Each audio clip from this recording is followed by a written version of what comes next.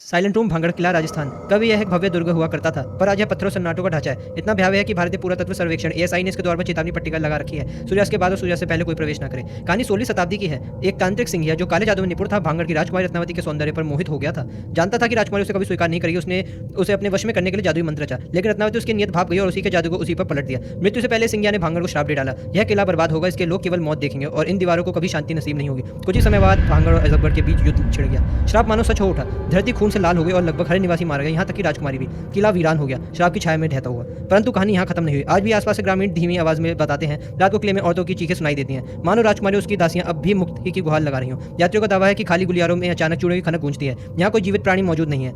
टूटे हुए प्राचीरों पर साया सी आकृतियां टहलती दिखती हैं जो पास जाते गायब हो जाती हैं। कुछ बहादुरों ने किले में रात को बिताने की कोशिश की, पर उनमें से कोई लौट ही नहीं सका। जो लौटे उन्हें सुबह पाया गया, कांपते हुए, हकलाते हुए। उनकी आंखों में एक ऐसा आतंक जिसे उस शब्दों में कभी बयान न कर सके। यहाँ तक कि प्रकृति भी मानो इसे श्राप की गवाह होकर किले के भीतर बनाई कि किसी भी इमारत की छत कभी टिक नहीं पाती है। हर छत ढह जाती है जैसे कोई अदृश्य शक्ति उसे तोड़ देती हो। आज भी भांगड़ का किला सन्नाटे और परछाइयों का प्रतीक है, जहाँ समय थमा हुआ लगता है और हवाएं मृतकों की फुसफुसाहटें लेकर बहती हैं।